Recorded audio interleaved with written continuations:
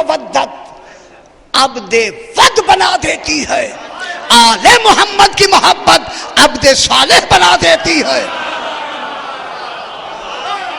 اب میں کہوں جملہ مجھے اب کہنے دیں، آل محمد یا علی غیر اللہ کی مودت عبد ود، نام تو سنا ہے نا، عبد ود بنا دیتی ہے، اور آل محمد کی مودت عبد صالح بنا دیتی ہے۔ اب میں جملہ کہوں اور یہ بہتر بھی ہوگا، غیر اللہ کی مودت مروان بنا دیتی ہے، آل محمد کی محبت سلمان بنا دیتی ہے۔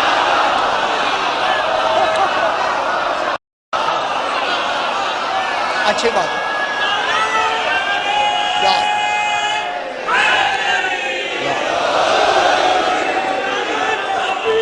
بس وہی بس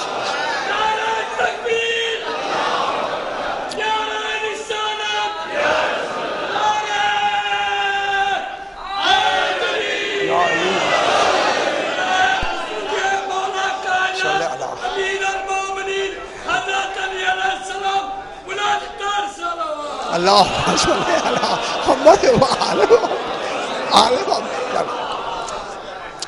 اب یہ جو مودت ہے، مودت آج کے بعد یہ نہیں ہے کہ ہوتی ہے، کی جاتی ہے، تو اسی کی جانے کے لیے خالق نے سوالی ہو کے مانگی ہے، چونکہ مودت کرنا مشکل تھا، خدا جانے کتنا مشکل تھا کہ خالق وہ بھی سوالی ہونا پڑا، کتنی بڑی، اور جو اس کے سوال کو پورا کر دے، پھر ان کی محبت میں مرے شہید، زندہ جاوید، بہت بڑی بات ہے یار، بہت بڑی بات ہے۔ اب یہ ہے کہ ایک شخص ہے ربیعہ بنت خوت، ایک شخص ہے، یہ صحابی رسول ہیں، ربیعہ بنت خوت، خیواتوئے خوت۔ جب ابن زیاد نے عمر سعد کو یہ کربلا کا نظام سونپ دیا کہ یہ سارا انتظام تیرے ذمہ ہے، تو اس نے اسے کہا کہ چونکہ کربلا میں جانا ہے اور یہ کوئی ایسی اسلامی شکل بنانے کے لیے کچھ صحابیوں کی ضرورت ہے، ہمارے ساتھ ہوں تو جسٹیفائی تب ہوگا نا ہماری شکل اسلامی جب وہ ہوں گے اس میں۔ تو اس نے اسی ربیعہ بن خوت کو، یہ جو ربیعہ بن خوت ہے، اس کو بلایا اور بلا کے کہا کہ ان کے ساتھ جاؤ، خدا یہ نیک آدمی اور شب زندہ دار آدمی، اس کو ساتھ لے کے کربلا آ گئے۔ جب کربلا میں آئے تو سب سے پہلے عمر بن سعد نے یہ کام کیا کہ جلدی جاؤ، ایک آدمی کو بھیجا، امام سے پوچھو کہ امام کا مقصد کیا ہے، یہاں آنے کا مدعا کیا ہے، مقصد کیا ہے، یہاں آنے کا مطلب کیا ہے کربلا میں۔ ایک آدمی کو بھیجا جو اچھا نہیں تھا، اسے صحابہ نے واپس بھیج دی، اس کو بھیجا کہ یہ صحابی رسول ہے، اسے بھیجو۔ ربیعہ بن خوت جو ہے یہ وہاں سے چلے اور چل کے جب آئے نا امام حسین علیہ السلام کے خیام کے قریب، تو پہرے داروں نے کہا خبردار کون ہے قریب آنے والا، اللہ اکبر، کون ہے قریب آنے والا، کھڑا ہو، کہا کہ مجھے امام سے ملنا ہے اور میں کوئی پیغام لے کے آیا ہوں، وہی پیغام ان کو دینا ہے۔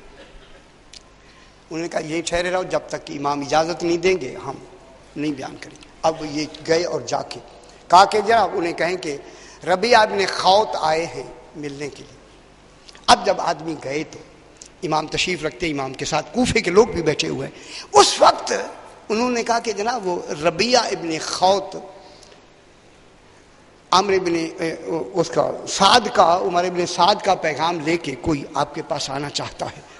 جتنے وہاں کوفی بیٹھے تھے پریشان ہو گئے، ہائے یہ آدمی ان کے ساتھ کیسے ہو گیا، ان کے ادھر ہونے کا تصور ہی نہیں، یہ کیسے ہو گیا۔ امام نے فرمایا تم انہیں پہچانتے ہو؟ غوری فرما رہے انہیں پہچانتے ہو؟ کہنے لگی سرکار کوفے میں تو رہتا ہے۔ فرمایا یہ جناب حبیب من المظاہر کا چچا زاد ہے، یہ صحابی رسول ہے۔ جب اتنا کہا نا قربان ہو جائے، اس وقت میرے امام نے فرمایا کہ نافع ابن ہلال سے زہیر ابن قین سے کہو کہ انہیں آنے دیں۔ میں کیا کہہ رہا ہوں یار، یہ خدا گواہ اس کے اندر خدا جانے کتنی بڑی بات پوشیدہ ہے جو میں چھپائے ہوئے ہوں۔ زہیر ابن قین سے کہو کہ انہیں آنے دیں۔ معلوم ہوتا ہے زہیر کا پہرا کتنا سخت تھا، کتنا اعتماد ہے امام کو زہیر پر. زہیر ابن کین سے کہو کہ انہیں آنے دیں. سبحان اللہ، اللہ جانے زہیر کیسا ہے. شاہ جی زہیر کیسا ہے، میں اس پہ جو امام کی حفاظت کے لیے مامور ہے. آدمی فوراً کیا کہ زہیر امام فرمانے انہیں آنے دو. قریب آئے، دیکھا اس نے اسلحہ لگایا ہوا ہے.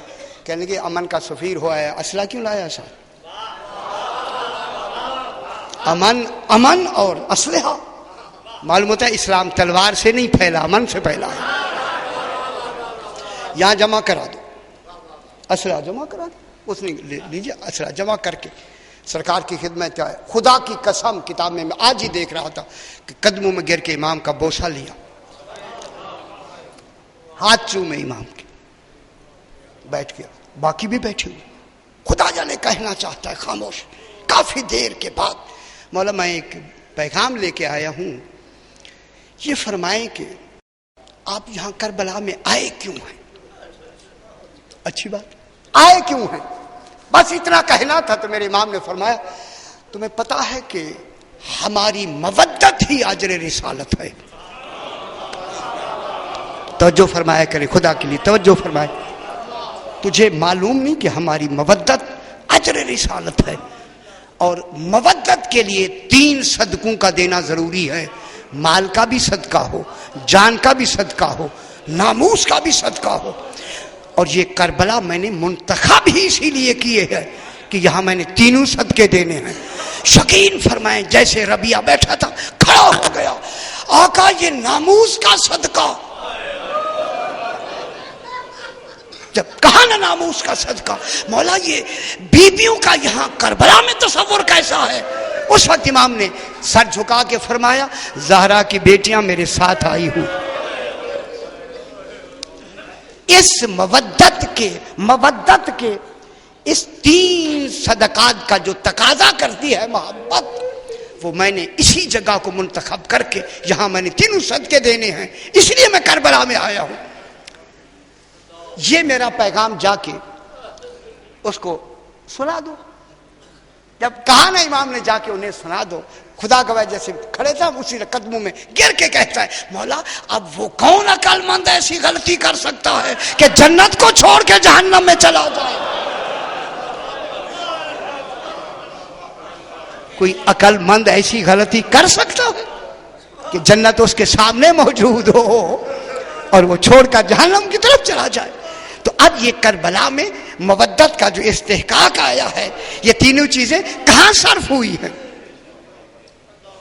کربلا محلہ میں. تو اسی لیے خالق نے ڈائریکشن کو بدل کر، یہی میں نے جملہ کہا تھا مرکز مودت سیدہ ہے، اس کا عملی کردار کا نام حسین ہے. ابھی بحث کرتے ابھی یہ یہاں تک تو بات آ گئی جناب سمجھ. اب اس کے بعد جو مودت کے بعد، اب گھبرا تو نہیں رہے؟ ذرا بلند تر صلوات پڑھ دیجیے اللہ محمد محمد. مودت کے بعد آتی ہے خلت. خلت عرفان کے ماتحت ہوتی. عرفان مشاہدے سے شروع ہوتا ہے. خلت کن کو ملی ہے؟ پورے انبیاء میں کسے ملی ہے؟ سرکار ابراہیم علیہ السلام. کب ملی ہے؟ مشاہدے کے بعد ملی. خلت کی بات کر رہا ہوں، امامت کی نہیں. امامت کے امتحان اور ہے، خلت کا امتحان اور ہے. خلت میں امتحان نہیں ہوا، امام نے خود خلت میں ان کو خود پاس کیا. میں کیا کہہ رہا ہوں؟ امام نے ابراہیم علیہ السلام کی خلت کو خود انہیں نمبر دے کے خود پاس کیا. اب میں آیت پڑھتا ہوں آپ کو پتہ لگ جائے گا. چونکہ خلت عرفان سے شروع ہوتا ہے، عرفان میں مشاہدے کی ضرورت ہے. اب قرآن کیا کہتا ہے؟ وَكَذَلِكَ نُرِي إِبْرَاهِيمَ مَلَكُوتَ السَّمَاوَاتِ وَالْأَرْضِ لِيَكُونَ مِنَ الْمُوقِنِينَ. ہم نے جناب ابراہیم کو آسمان و زمین کے ملکوت دکھائے. میں نے نہیں، ہم نے.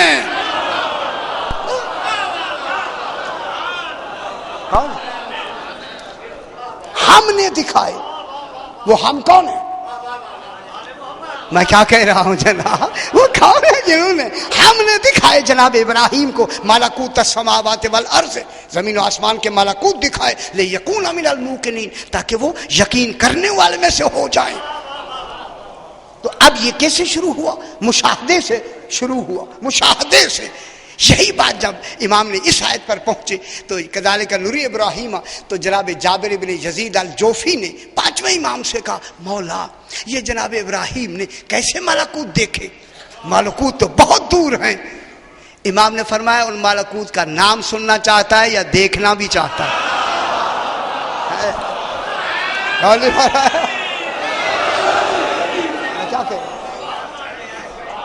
کیا ان کو دیکھنا چاہتا ہے؟ میں کہوں وہاں نبی خلیل بن رہا ہے، یہاں صحابی، سبحان اللہ، دیکھنا چاہتا ہے یا نام سننا چاہتا ہے؟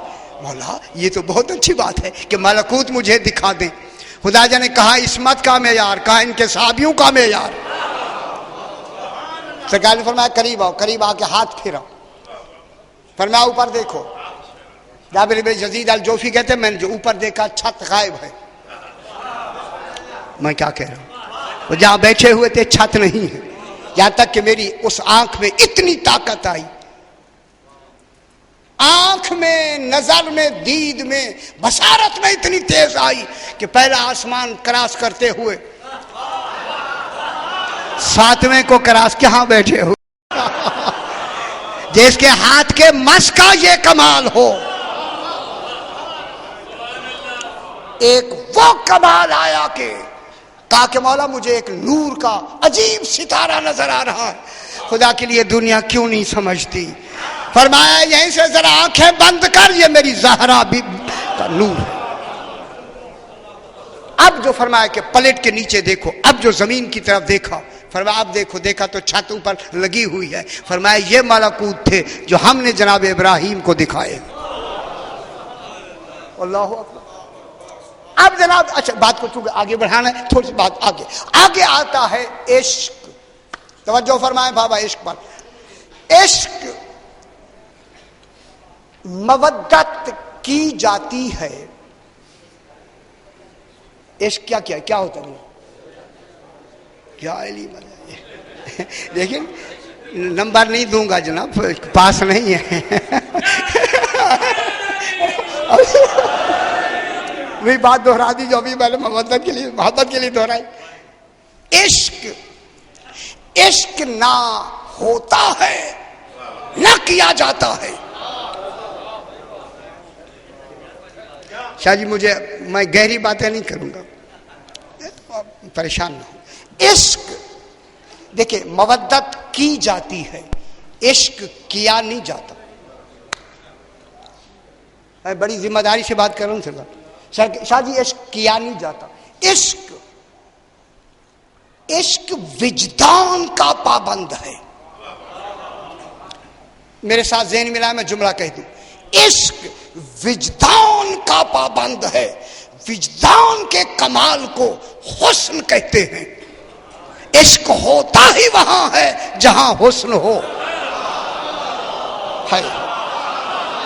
ہے عشق وجدان کے کمال کا نام حسن ہے، وجدان کے کمال کا نام حسن ہے۔ عشق پابند حسن ہوتا ہے، ہوتا ہی وہی ہے جہاں حسن ہو۔ میں بہت بڑی بات ابھی آگے کریں گے۔ جہاں حسن ہو، اسی حسن سے ہی حسنا ہے۔ خدا کے لیے کراچی میں ذہن بلند فرمائیں، اسی حسن سے حسنا ہے۔ ربنا آتنا فی الدنیا حسنا وفی الآخرۃ حسنا، دنیا میں بھی حسنا عطا کر، آخرت میں بھی حسنا عطا کر۔ نمازیں تو اس دنیا میں ہیں، آگے نہیں ہیں۔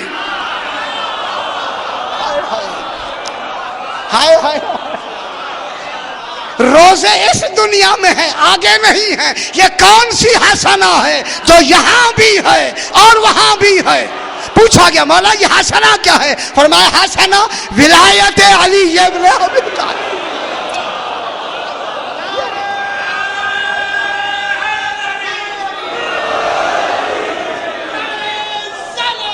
اللہم صلی علی محمد و آل محمد.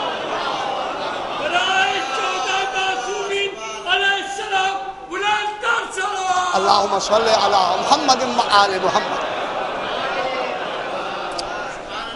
اس لیے عشق کے لیے بہت لمبے نہیں جاتے شاہی ادھر نہیں جاتے کنٹرول سے بڑے ایسی بات نہیں. اسی وجہ سے حسن کو قائم بذات رکھنا ضروری ہے. میں کیا کہہ رہا ہوں؟ حسن قائم بذات ہوگا تب عشق قائم بالعشق رہے گا. میں کیا کہہ رہا ہوں؟ جب عشق کا مدار حسن ہے تو حسن تو قائم بذات ہونا ضروری ہے. جب قائم بذات ہوگا، اسی لیے اللہ نے 14 کے حسن کو قائم ہی اپنی ذات پہ کر دیا تاکہ دنیا قیامت تک عشق کرتے رہیں. یہی عشق ہی منظر کلندر ہوتی ہے. غور نہیں فرما رہے جناب؟ عشق ہی محمل توحید ہوتا ہے. پھر اس عشق کے روانی میں پھر منزل کلندر میں اپنے آپ کو کلندر نہیں کہتا، کہتا ہے سگے کوئے علی مرتضی.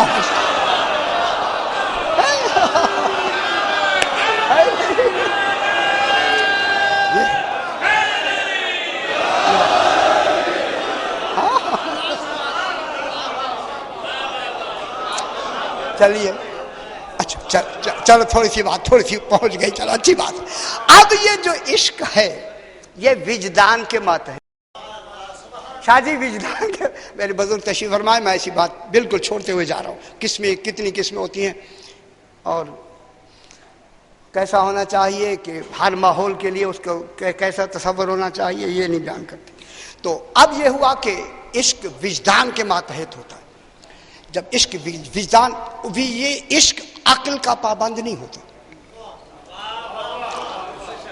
عقل عشق میں لاگو ہی نہیں ہوتا. عقل کا گزر ہی عشق میں نہیں ہوتا. جو عشق کو عقل سے سمجھنے لگے وہ بے عقل کہلاتا.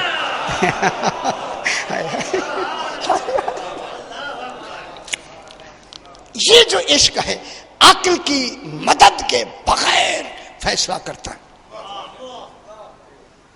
اور اس میں کئی باتیں ہیں. اب وہ آئنسٹائن کیوں کافر رہا؟ فرمائیں. ہیل کیوں کافر رہا؟ فیثاغورس کیوں کافر رہا؟ ابو علی سینا نبوت کو کیوں نہیں مانتا؟ اچھا ادھر نہیں جاتے جا. اچھا ٹھیک ہے، نہیں زیادہ اس ہوگی بات. اب جناب یہ ہے کہ یہ جو وجدان ہوتا ہے، وجدان ایک نورانی خیر معروف آواز کا نام ہے. میں بہت بڑی بات کر رہا ہوں. وجدان ایک غیر معروف نورانی آواز کا نام ہے جو اس کے کان میں سرگوشی کرتی ہے. اسے بھی خبر نہیں ہوتی کہنے والا کون ہے.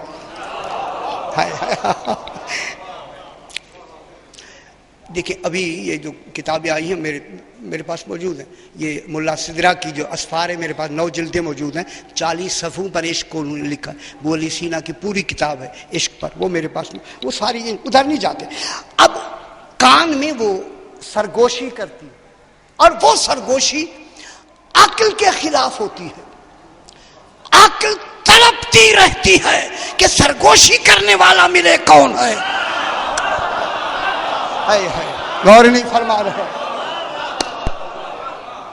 نہیں آپ نے ملاحظے نہیں فرمایا میں نے کتنی بڑی بات کی ہے. عقل جس کو ہدایت کے لیے خالق نے بھیجا ہے تڑپتی رہ جاتی ہے کون ہے جو میری منزل سے آگے نکل گیا ہے.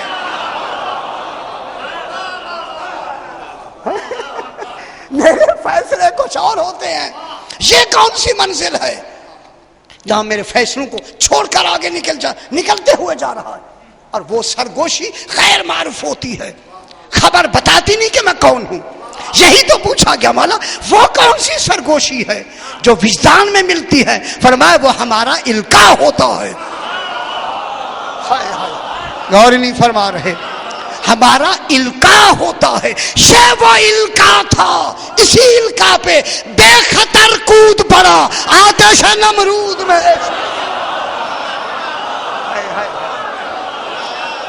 دنیا کو کیا خبر نہیں. اور فرمایا کون ہے. اسی لیے تو امام فرماتے ہیں آگ سے میں ہی تو ابراہیم کو بچانے والا تھا. کون ہے؟ پھر ان کی مودت کا حکم ہونا چاہیے یا نہیں ہونا چاہیے؟ یہ جناب اب اس میں پھر کس میں ہوتے ہیں ادھر نہیں جاتے جناب. اب آ گیا جناب آگے ولا. عشق کے آخری منزل کے بعد جو آتا ہے وہ درجہ ولا ہوتا ہے. یہ ولا آپ اور ہمارے لیے نہیں ہے. یہ ولا معصوم کے لیے ہوتی ہے. ولا معصوم کے لیے. یہ جو ولا کی محبت کا آخری درجہ ہے ولا, جہاں کمال ولایت خالق کی ولایت سے متصل ہوتا ہے.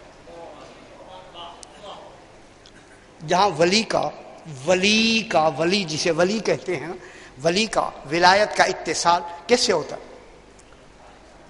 توحید کی ولایت سے اتصال ہوتا ہے. ان کا مرکز اتصال ہر وقت ولایت کا ولایت سے, درمیان میں کوئی چیز درمیان میں واسطہ نہیں ہوتی. وہ جو نہیں ہوتی تو ان کی ولایت تفصیل ہوتی ہے اللہ کی اجمالی ولایت کی. کیا کریں؟ آل محمد کو خالق نے ولی کیوں بنایا؟ فرمائے ولی کیوں بنایا؟ صحیح شاہ جی ولی کیوں بنایا؟ فرمائے اللہ بھی ولی ہے, رسول بھی ولی ہے, اور یہ ولی ہے. یہ 14 ولی کیوں بنائے؟ ان 14 کی ولایت تفصیل ہے اللہ کی ولایت کی. توجہ فرمایا کریں نا یار, لفظ سے نہیں کام, ٹائم تھوڑا ہے. ان کی جو ولایت ہے یہ تفصیل ہے اس کے اجمالی ولایت کی. اللہ کی ولایت اجمالی ہے ولی کیا ہے معلوم ہی نہیں, کیسا ہے معلوم ہی نہیں. ولایت کا دائرہ کہاں سے شروع ہوتا ہے کہاں تک جاتا ہے معلوم ہی نہیں ہے. ولی بے شک ہے. اب یہ سارے کمالات کون بتائیں گے؟ 14. ولایت اللہ کی ہوگی, مظہر 14 ہوں گے. اس کی ولایت کا جو بھی, ولایت کسے کہتے ہیں؟ جہاں کلہم اختیارات آ کے جمع ہو جائیں. کلہم اختیارات جہاں جمع ہو جائیں اسے ولی کہتے ہیں. لہذا اللہ کے کلہم تصرفات و اختیارات جہاں آ کے سمٹ کر, میں جملہ کہہ دوں, ذات میں جمع ہو جائے اسے علی کہتے ہیں. اب تو سمجھ آئی ہے اسے کیا کہتے ہیں؟ علی. تو پھر اللہ کی تمام کمالات کا, کمالات ولایت کا اظہار کن سے ہوگا؟ انہی سے ہوگا. جب انہی سے, اب ولایت کیا ہوتی ہے؟ یا علی ہے استجماع کل حقائق الالہیت والاسماء المکنونۃ المخزونۃ. تمام, خدا کے میری طرف دیکھیں, بات آئی ہے, میں تھوڑی سی 1 منٹ کے لیے, تمام حقائق الہیہ جس نقطے پہ آ کے جمع ہو جائیں اسے علی کی ولایت کہتے ہیں. سمجھ نہیں آ رہی تو گھبرایا نہ کرے خدا کے لیے. ساری ولایتیں کہاں آ کے جمع ہوتی ہیں؟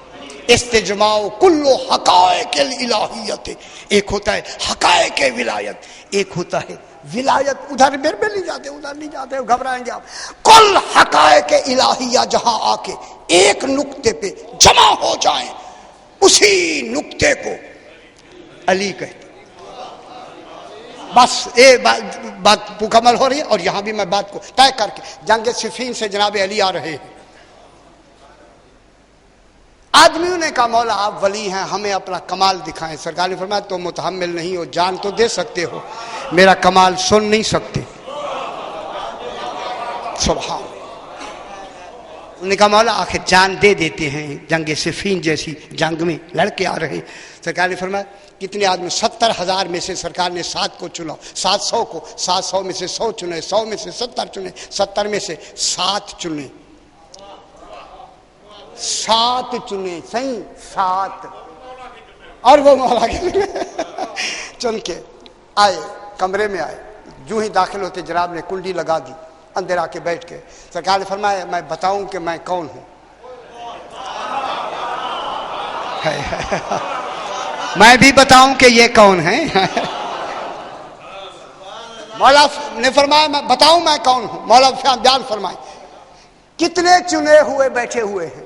سرکار علی نے فرمایا انا الاول انا الآخر انا الظاہر انا الباطن انا المحیی انا الممیت.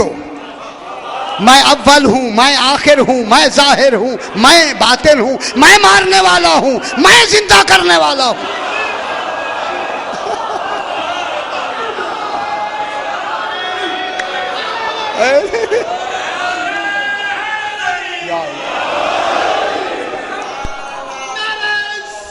اللہم صلی علی محمد و آل محمد. کیا بات اچھی نہیں لگ رہی؟ ہے خوش ہونا چاہیے. ہمارا امام ہی ایسا ہے، بیان ہونا چاہیے، خوش ہونا، چہروں پہ تازگی ہونی چاہیے. امام کا ایسا فرمان میں اول ہوں، میں آخر ہوں، میں ظاہر ہوں، میں باطن ہوں، میں زندہ کرنے والا ہوں، میں مارنے والا ہوں. جب اتنے کہے تو کھڑے ہو گئے. مولا یہ کیا ہو گیا؟ آپ کیا کہہ رہے ہیں؟ یہ تو اللہ اپنے لیے کہتا ہے. بھاگے جا کے دروازہ کھولے. علی نے اسی لیے تو کنڈی لگا دی تھی.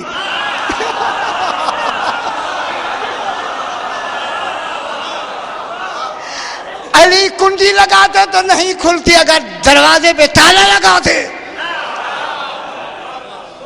پلٹ کے پھر واپس آئے. کیا ہوا؟ کیوں نہیں گئے؟ مولا کنڈی لگی ہوئی. ہائے ہائے کھولے نہ، مولا کھلتی نہیں. سرکار نے فرمایا سنو میں کیا کہا میں نے؟ میں اول ہوں، میں آخر ہوں، میں ظاہر ہوں، میں باطن ہوں. میں اول ہوں. اگر میں نہ ہوتا، اول نمایاں ہی نہ ہوتا کہ اول ہوتا کیا؟ پتہ ہی نہ ہوتا دنیا کو اول کسے کہتے.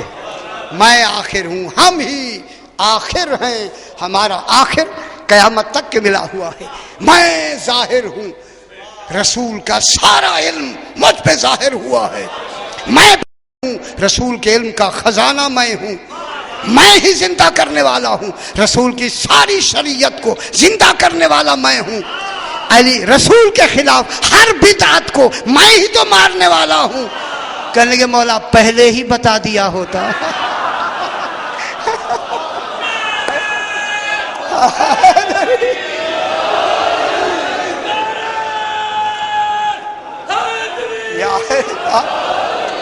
مولا پہلے ہی بتا دیا ہوتا. سرکار نے فرمایا میں نے بتایا تو یہی تھا. تمہاری عقلیں اس معیار پہ نہیں پہنچی. جو علی کے کلام کو نہ سمجھ سکے اس کی ذات کو کون سمجھ سکتا. آج یار انشاءاللہ یہی بات طے ہوئی. کل سے بات کو یہیں سے آگے بڑھائیں گے. پروردگار بدفعل محمد وال جی کچھ کہنا ہے؟ اچھا بدفعل محمد وال محمد جو حضرات جو تمنائیں لے کے حاضر ہوتے ہیں انہوں نے فیض المرام فرما. خصوصاً جو بیمار ہیں ان نام لیتے ہیں ہمیں یاد نہیں رہتے، انہیں شفائے کاملہ اور عاجلہ عطا فرما. اپنے اپنے مرحومین کے لیے، بانیان کے مرحومین کے لیے، شہداء و مومنین کے لیے سورہ فاتحہ. بسم اللہ الرحمن الرحیم. الرحمن الرحیم اهدنا الصراط المستقيم صراط الذين أنعمت عليهم غير المغضوب عليهم ولا الضالين. ربنا تقبل منا إنك أنت السميع العليم. قرآن مجید کا 103واں سورہ سورہ عصر. بسم اللہ الرحمن الرحیم. شروع نام سے اللہ کے جو بہت رحم کرنے والا بڑا مہربان ہے. والعصر. قسم ہے عصر کی. ان الانسان لفی خسر. بے شک انسان خسارے میں ہے الا الذین آمنوا وعملوا الصالحات وتواصوا بالحق وتواصوا بالصبر. علاوہ ان لوگوں کے جو ایمان لائے اور انہوں نے نیک اعمال کیے اور ایک دوسرے کو حق اور صبر کی وصیت و نصیحت کی.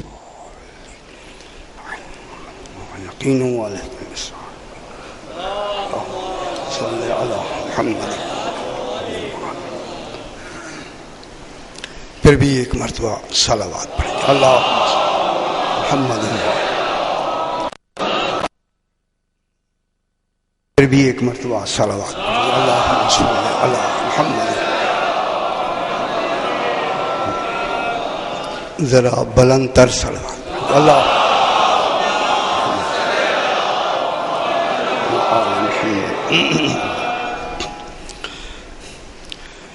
اعوذ باللہ من الشیطان الرجیم.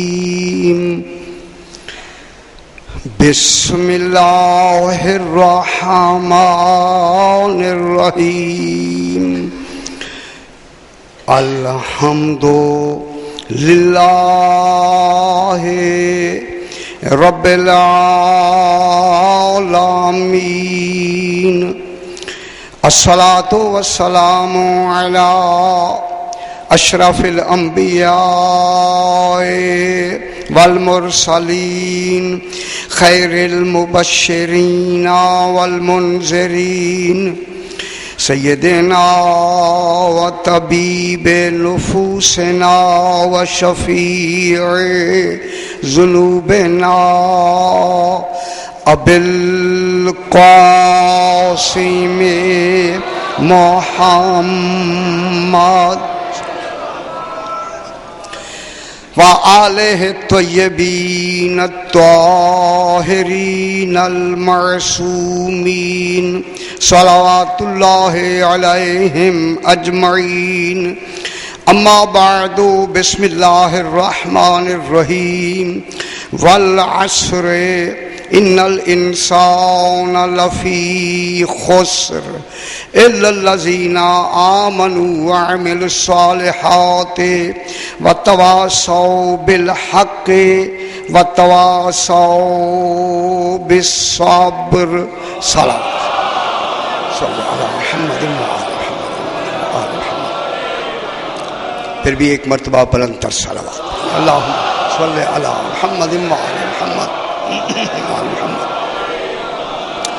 یہ ماہ رمضان ہے، اسی حوالے سے ایک مسئلہ ہے کہ ایک شخص بیمار ہو گیا، بیمار ہو جاتا ہے اور نفس والا انسان خود ہی اپنے آپ کو بہتر جانتا ہے کہ وہ بیمار ہے یا نہیں ہے. الانسان علی نفسہ بصیرہ. حدیث ہے کہ انسان خود اپنی ذات کو بہتر جانتا ہے. اگر وہ بیمار ہے اور ظہر سے پہلے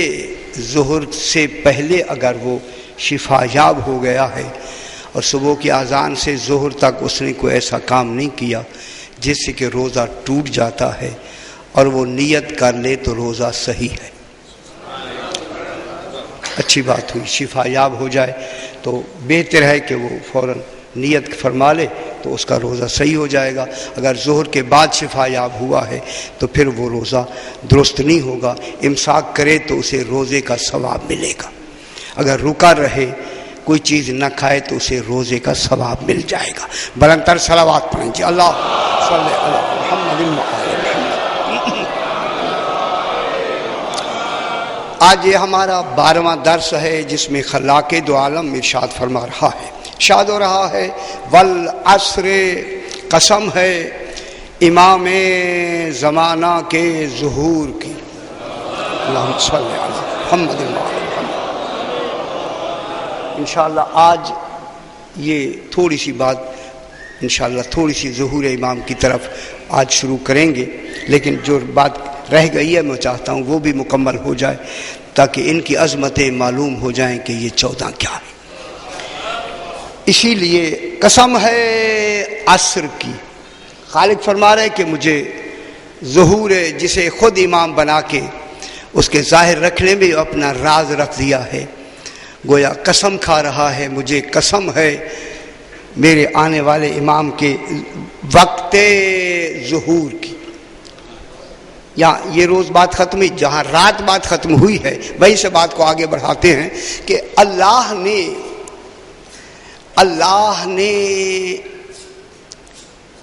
ہم رسالت کے ماننے والوں سے مودت کو بطور اجر ہم سے، کافروں سے اجر نہیں مانگا، جنہوں نے رسالت ہی نہیں مانگی ان سے اجر نہیں مانگا جائے گا، مشرکین سے اجر نہیں مانگا جائے گا۔ اب میں جملہ کہہ دوں اسی، اگر بدقسمتی یہ ہے کہ مانگ بھی ان سے رہا ہے جو مانتے ہیں، کافروں سے نہیں مانگا جا، رسالت کافر تو مانتے ہی نہیں ہیں، جب مانتے ہی نہیں ہیں تو ان سے مانگنا یہ عدل کے بھی خلاف ہے۔ کافروں سے اجر نہیں مانگا جا رہا، توجہ فرما رہے ہیں نا، مشرکین سے اجر نہیں مانا جا رہا، جو توحید کو نہیں مانتے ان سے اجر نہیں مانا جا رہا، اجر مانگا جا رہا ہے ان سے کہ جنہوں نے مانا ہے۔ پروردگارہ جب انہوں نے تجھے مانا ہے، تیرے رسول کو بھی مانا ہے، پھر آل محمد کی مودت کا اجر کیوں مانگ رہا ہے؟ اب یہاں سے دیکھیں فلسفے کو آپ غور فرمائیں، کیا فلسفہ ہے خالق کا؟ رسول کو بھی مان چکے ہیں، اللہ کو بھی مان چکے ہیں، پھر رسالتوں کا اجر سوالی بن کے اسی رسول کے ذریعے جو منگوا رہا ہے وہ کن کا اجر ہے؟ وہ کون ہے جن کا اجر؟ اگر تمام نے مان لیا ہوتا تو خالق سوالی بن کے سوال ہی نہ کرتا۔ شاہ جی توجہ فرمائیں تھوڑی سی، یہ خالق کا سوالی بن کے اجر مانگنا اس بات کی دلیل ہے کہ مان کے بھی یہ مودت نہیں کریں گے۔ مانا ہوا ہے جنہوں نے وہ بھی مودت نہیں کریں گے، لیکن خالق نے بھی، جو خالق ہے ایسا حکیم ہے، اس لفظ مودت میں اجر قرار دے کر خدا گواہ ہے قیامت تک کے لیے ہمیں ایسا پابند کر دیا ہے، جب تک یہ اجر ہی نہیں ہوگا کوئی عبادت قبول ہی نہیں ہوگی۔ خدا کے لیے توجہ فرمائیں۔ دیکھیں خالق نے بھی انتظام ایسا کیا، اگر سوالی بن کے مانگی ہے تو وہ بھی ایسا نظام بنا دیا، شاہ جی ایسا نظام بنا دیا خالق نے کہ جب تک یہ اجر ادا نہیں ہوگا اس وقت تک کوئی عبادت قابل قبول نہیں۔ ابھی بحث کرتے ہیں، ابھی کرتے ہیں، اس لیے کہ اے اللہ، اب بات شروع ہو گئی ہے، کسی نبی نے کیوں نہیں اجر نہیں مانگا؟ آخری نبی نے کیوں اجر مانگا ہے؟ جب ان سے اجر کا سوال کیا وہ کہتے تھے اجری علی اللہ رب العالمین، ما اسألکم علیہ من اجر ان اجری الا علی اللہ رب العالمین، ہمارا جو اجر ہے وہ عالمین کے پاس ہے، جو عالمین کا رب ہے اس کے پاس ہے۔ سارے انبیاء یہی کہتے آئے، لیکن جب آخری نبی آیا تو ان سے کیوں اجر منگوایا؟ تو پھر میں جملہ کہوں، آخری نبی سے اجر منگوانا اس بات کی دلیل ہے آگے نبوت نے بس چلنا نہیں، ختم، یہ آخری نبی ہیں، اب نبوت آگے جاری نہیں ہوگی۔ اب میں جملہ کہہ دوں، اب نبوت جاری نہیں ہوگی، اب ولایت جاری ہوگی، جاری ولایت ہوگی، نام امامت ہوگا، ولایت بنام امامت جاری ہوگی۔ تو اب دیکھیں، اب بات تو طے ہو گئی، اب کس کی کون کیا شروع ہوگی؟ امامت بنام ولایت بنام امامت شروع ہوگی۔ تو پھر رسالت تک تو وہ مانے ہوئے ہیں، پھر یہ سوال ہی بن کے مانگنے کا کنہیں منوانا چاہتا ہے اللہ؟ توجہ نہیں فرما رہے، رسول تک تو وہ مانے ہوئے ہیں، اے اللہ رسول تک تو تو نے حکم سے منوایا ہے، اللہ جانے یہ کیسے تو نے آل محمد بنائے ہیں، ان کو منوانے میں تو حکم نہیں دیتا، تو سوالی بن جاتا ہے۔ تو ماننا پڑے گا کہ ہیں رسول تک تو ماننے والے سارے مسلمان ہیں، مگر آل محمد کو ماننے والے سارے نہیں ہیں۔ اگر سارے ہوتے، سارے نہیں ہے، ٹھیک ہے، اسی لیے سارے نہیں ہیں. تو اجر مودت کا جو مودت ہے کس کا اجر قرار دیا؟ رسالتوں کا. اے اللہ تو نے ایک رخ کیوں اختیار کیا؟ مودت کا تو نے حکم دیا، ان سے مودت کرنے کا حکم دیا، ان کے دشمنوں سے نفرت کرنے کا حکم کیوں نہیں دیا؟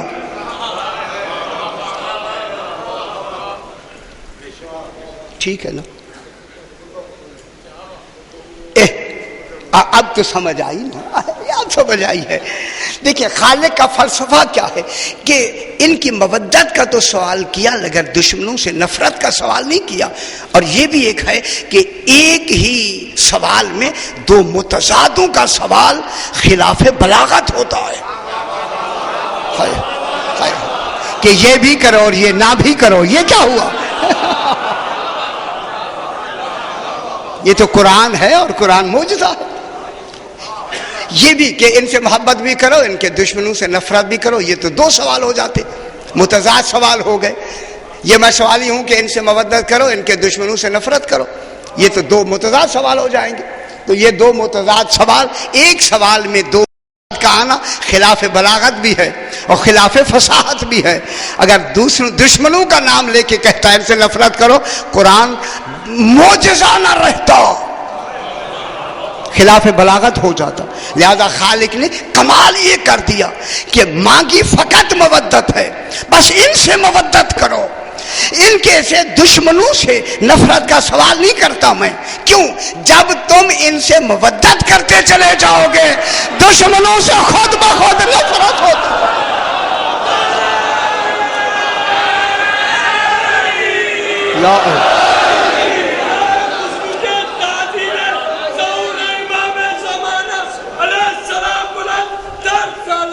اللہم صلی علی محمد وآل محمد.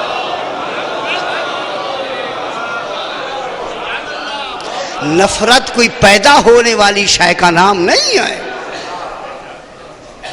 میں کیا کہہ رہا ہوں؟ کوئی نفرت ایسی شے نہیں ہے جو پیدا ہوتی ہے.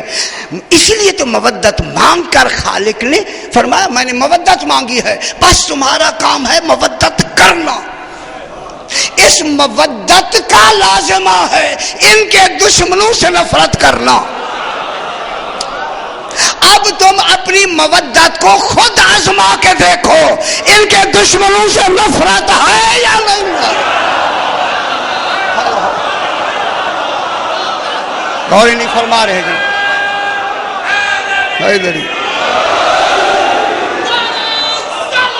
اللہم صلی علی محمد وآل محمد. صحیح. خالق نے فرمایا کسوٹی میں نے تمہیں خود دے دی ہے، اپنی مودت کا معیار خود پرکھو. اگر کوئی کمی ہو تو ابھی سے پوری کر لو، مرنے کے بعد پوری نہیں ہوگی.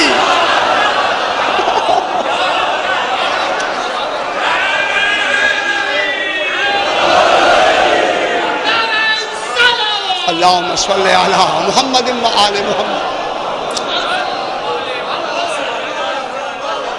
چونکہ نفرت لازمہ مودت ہے. وہ کسی سے دیکھیں مودت اللہ نے جسم میں پیدا کر دی ہے. خلقت میں ہم مودت کا معیار لے کے آئے ہیں. یہ نہیں ہے کہ کوئی باہر سے کوئی شے لانی ہے، وہ ہماری فطرت میں رکھ دی ہے. لانی نہیں پڑتی، صرف رخ موڑنا پڑتا ہے. آل محمد کی طرف قیامت تک کے لیے رخ موڑ دو. بس ایک ہی تو سوال ہوا نا، قیامت تک کے لیے ڈائریکشن رخ موڑنے کی کیا دے دی؟ صرف آل محمد سے مودت کرنا. کسی اور کی مودت میں جان دینا، کل میں نے عرض کیا ہلاکت ہوگی، خبردار. میں نہیں لفظ نہیں کہتا آگے اب بات میں نے کہہ دی ہے بہت بڑی. پھر جہاد کا تصور ویسے نہیں ہوگا، پھر جہاد میں معصوم کا ہونا ضروری ہوگا. اور نہیں فرما رہے آپ، سمجھ آ رہی ہے نا بابا؟ تو اسی لیے پھر اس میں جو تم جان دے دو گے تو وہ جان دینا تمہاری کیا ہوگی؟ مودت میں جان دی جائے گی. تو پھر کیا ہوگا؟ شہادت ہوگی. پھر اس شہادت کا کمال یہ ہوگا کہ تم ہر وقت عبادت میں ہوگے. اگر اگرچہ میری عبادت کبھی کبھی ہوگی، وہ وقت سے موقت ہوگی، مودت تو ہر وقت ہوگی۔ معلوم ہوا ہم مودت میں جی رہے ہیں، عبادت میں نہیں۔ غور نہیں فرما رہے۔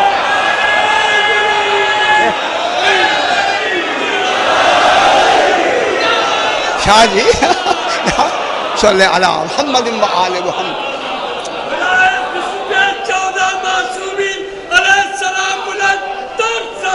اللہم صلی علی محمد و آل محمد۔ سرکار وہ جو جزا ہمیں ملے گی جنت میں، وہاں مسلسل جزا ہوگی۔ عبادت تو کبھی ہے کبھی نہیں ہے، نمازیں کبھی ہیں کبھی نہیں ہیں، حج کبھی ہے کبھی نہیں ہے، زکوٰۃ سال کے بعد ہے، حج سال کے بعد ہے، جہاد ہوگا یا نہیں ہوگا، وہاں جزا مسلسل کیوں ہے؟ پھر ماننا پڑے گا جزا جو مسلسل مل رہی ہے نماز کی وجہ سے نہیں مل رہی، مودت کی وجہ سے۔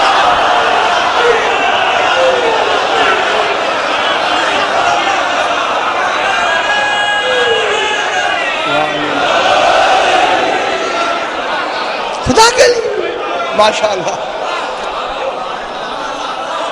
مودت کو مضبوط کریں، مودت کو ابھی بحث کرتے ہیں جناب، خدا کے لیے مودت سوالی بن کے مانگی گئی ہے، اسے مضبوط کریں، یہ صحیح ہے پھر ٹھیک ہے۔ اسی لیے خالق نے کیا مانگی؟ مودت۔ لیکن خالق نے خدا کو، اب خالق اللہ جو ہوا ایسا کریم لفظوں میں ایسا جکڑ دیا ہمیں، اب دنیا کہہ رہی ہے سمجھ ہی کچھ نہیں رہی، حالانکہ انہیں خبر ہی نہیں ہے کہ ہم تو جکڑے گئے ہیں۔ خالق نے جکڑ کے بے پرواہ ہو گیا،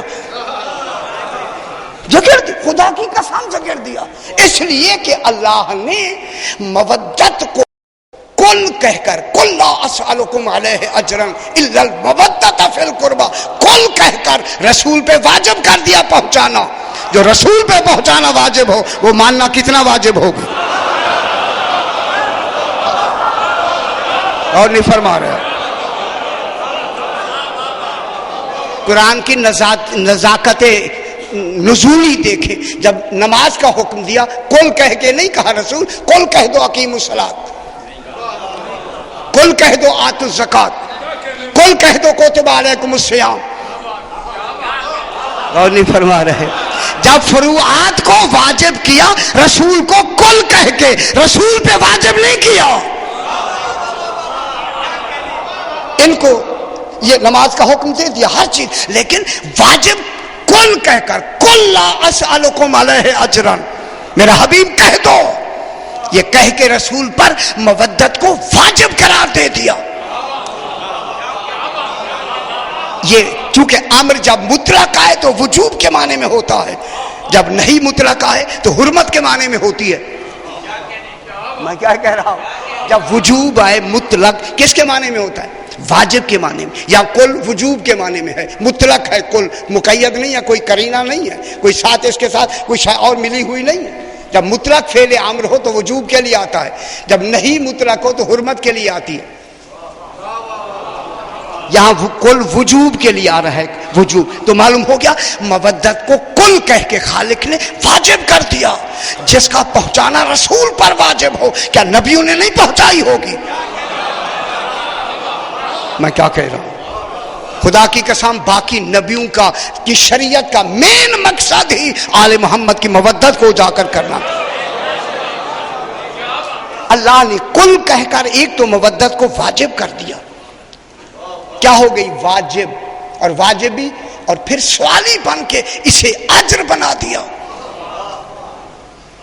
بہت بڑی بات میں کر رہا ہوں، سوالی بن کر اس مودت کو اجر بنا دیا۔ معلوم ہے مودت میں دو باتیں ہیں، ایک وجوب ہے اور ایک اجر ہے۔ نماز میں فقط وجوب ہے، نماز اجر نہیں ہے۔ روزے میں وجوب ہے، اجر نہیں ہے۔ میں کیوں نہ کہوں پروردگارہ تیری توحید میں وجوب ہے، اجر نہیں ہے۔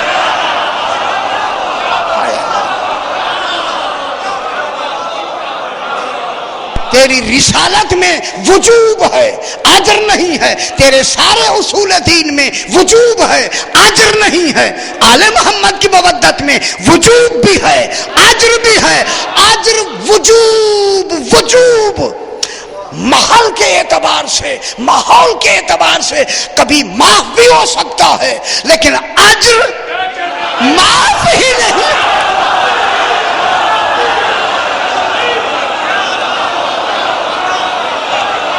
اور نہیں فرمایا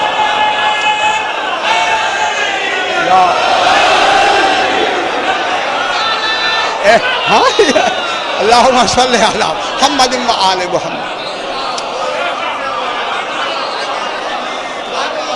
میں کیا کہہ رہا ہوں؟ ہاں صحیح ہے، وجوب وجوب، نماز واجب ہے، موقع محل سے، موقع اور محل سے 10 دن معاف بھی ہو سکتی ہے۔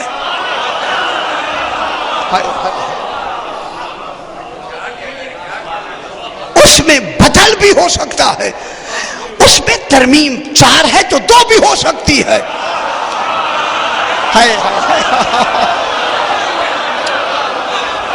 پھر مجھے کہنے دے خدا کے لیے نماز اپنی جگہ واجب ہے، پھر نمازوں کی وجہ سے جنت نہیں ملتی، مودت کی وجہ سے جنت۔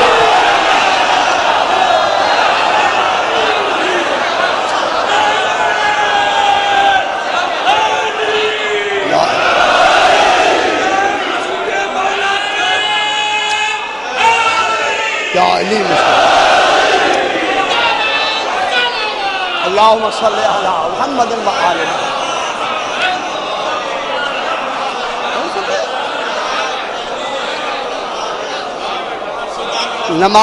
نماز واجب ہے۔ میں کیا کہہ رہا ہوں؟ شاہ جی کیسے جکڑ دیا خالق نے ہمیں؟ آپ کہتے ہیں چلو جی خالق بے نیاز ہے، وہ کہتا ہے میں نے بات ہی ایسی کر دی ہے، اس کسوٹی پہ پتہ نہیں کون کون اترے گا، اور جو اترے گا ہم ابو ذر بنا دیں گے، سلمان بنا دیں گے۔ ایسے نہیں ہے، ایسے نہیں، سلمان ایسے ہی سلمان نہیں بن گئے، ابو ذر ایسے نہیں بن گیا، مودت میں ایسے ہوئے، یہ مودت ہے۔ اسی وجہ سے نماز واجب ہے، نماز اجر نہیں ہے، چونکہ اس وجوب میں ماحول کے اعتبار سے کمی بیشی اور اس کے ترک کا تصور ہو سکتا ہے، لیکن اجر وہ شے ہوتی ہے، توجہ فرمائیں تاکہ یہ بات ذہن میں بغیر ادائیگی کے یہ معاف ہوتا ہی نہیں ہے۔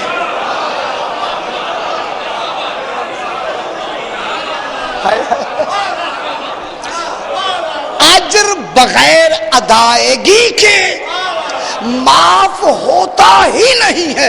نماز معاف ہو سکتی ہے، روزہ معاف ہو سکتا ہے، لیکن آل محمد کی مودت بغیر ادا کیے معاف ہو ہی نہیں سکتی۔ اسی مودت کا نام عزاداری ہے۔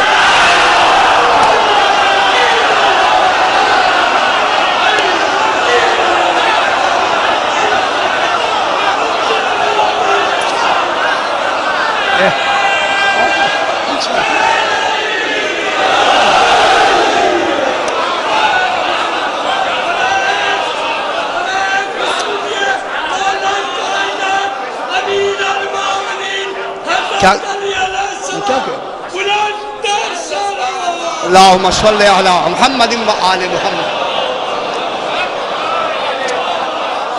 عزاداری جی کہنا ہے، ہاں بسم اللہ کہیں۔ نماز لا قضا صحیح مسلم ہی رہے گا، نماز لا قضا صحیح مسلم ہی رہے گا، کافر ہے جو نماز مودت قضا کرے۔ یا علی دیکھیں، عزاداری اجر ہے،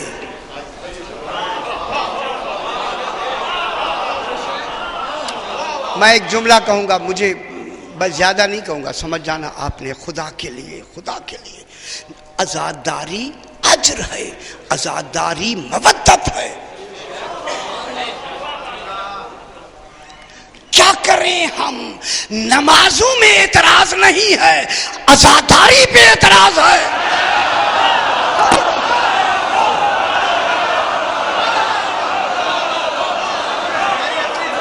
میں کیا کہہ رہا ہوں؟ خدا کے لیے جناب سیدہ کی اس سے بچو، عزاداری پہ اعتراض نہ کیا کر، بس۔ اسی لیے عزاداری اجر ہے، اجر، یہ ادا کیے بغیر معاف ہو ہی نہیں سکتی۔ آپ سمجھ رہے؟ چلو جی، یہ چلو جی ہے، یہ عزاداری کوئی معمولی بات ہے۔ نمازیں تو آپ گھر میں پڑھتے ہیں، آ رہا ہے بیان میرا انشاءاللہ، نمازیں آپ اندر پڑھتے ہیں، کوئی نہیں دیکھتا، حج مل کے کرتے ہیں، کوئی نہیں دیکھتا، دیکھی تو صرف آپ کی عزاداری جاتی ہے۔ خدا کے لیے احتیاط کیا کریں، آئندہ کے لیے اگر آپ کا علم ہے تو کسی اور طرح اس پر صرف کریں، عزاداری کی طرف نہ آیا کریں۔ ہاں، یہ اجر ہے، اجر، میں کیا کہہ رہا ہوں؟ ہاں اجر ہے، اس پر اگر زیادہ بات چلی گئی تو پھر جواب دینا مشکل ہو جائے گا۔ آپ لوگ جواب دے ہوں گے، جب بہت مشکل ہو جائے گا یہ جواب دینا، اس پہ اعتراض کر۔ اسی وجہ سے عزاداری اجر ہے، مودت اجر ہے۔ میں کیا کہہ رہا ہوں؟ صحیح، مودت کیا ہے؟ اجر۔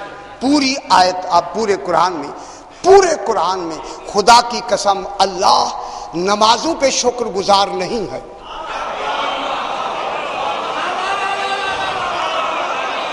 آپ کہاں بیٹھے ہوئے ہیں؟ قرآن کھول کے پڑھیں تو صحیح نا، آیتوں کو دیکھیں تو صحیح۔ یہ صحیح عزاداری، دیکھیں عزاداری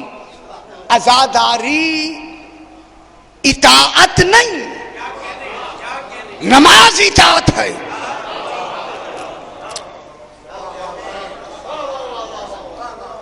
کیوں پریشان کیوں ہو رہے ہیں؟ نماز پڑھتے ہیں یا نہیں پڑھتے؟ آپ پڑھتے ہیں نا نماز؟ بابا نماز پڑھتے ہیں، نماز اطاعت ہے، نماز اطاعت ہے، نماز شریعت ہے۔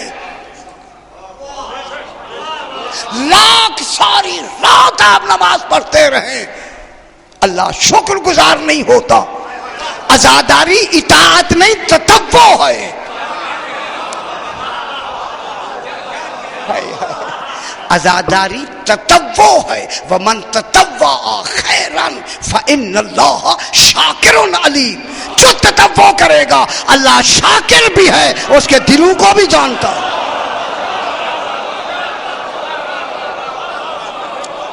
میں کیا کہہ رہا ہوں؟ اب اسی آیہ کریمہ کو دیکھیں، اسی آیہ کریمہ، یہ جو آیہ کیا کہتی ہے؟ الا المودۃ قل لا اسألکم علیہ اجرا الا المودۃ فی القربى۔ ٹھیک ہے، قربا کا مرکز کون ہے؟ فولا کے وزن پر جناب طاہرہ سیدہ۔ سبحان اللہ، سبحان اللہ۔ میں کیا کہوں، خدا گواہ ہے، دنیا نہیں جان سکتی جو رسالتوں کے اجر کا مرکز بنے اسے فاطمہ کہتے ہیں، جس کی ادائیگی اجر معافی نہیں ہے۔ میں کیا کہہ رہا ہوں؟ کون قربا کون ہے؟ بی بی پاک، جو قربا سے جن جن کا تعلق ہے ان سے مودت کرنی ہے۔ اب مودت کا حکم مل گیا، اب ابھی بحث پھر کریں گے، دوسری آیت میں پڑھ کے کریں گے۔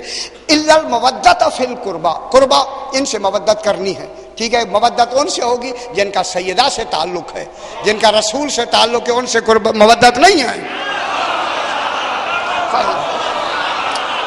یہ بھی میں آپ کو کہہ دوں، جن کا تعلق رسول سے ہے ان سے مودت نہیں کرنی، مودت ان سے ہے جن کا رشتہ فاطمہ سے ہے۔ نبی کے رشتے اور ہیں، فاطمہ کے رشتے اور۔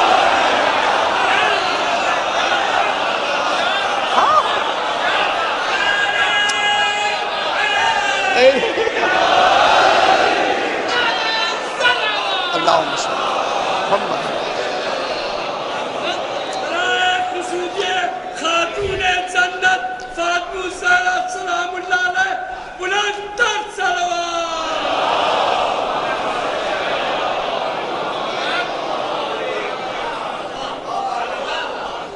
الا المودۃ فی القربى. اب یہ لمبی بحث ہے، انہیں دہرانا مقصود نہیں، وہ آپ کو آتی ہے، وہ سے زیادہ بہتر آپ جانتے ہیں. آگے خالق فرما رہے وَمَن یقترف حسنۃ نزد لہ فیہا حسنا ان اللہ غفور شکور. یہ لفظ ہے پورے قرآن کی منفرد آیت ہے، اور یہ سورہ شورى مکی صورت ہے، مکی، یہ مکے میں نازل ہوئی ہے. مودت کا حکم مدینے میں نہیں آیا. جناب سیدہ تشریف لائیں، مودت کا حکم آیا.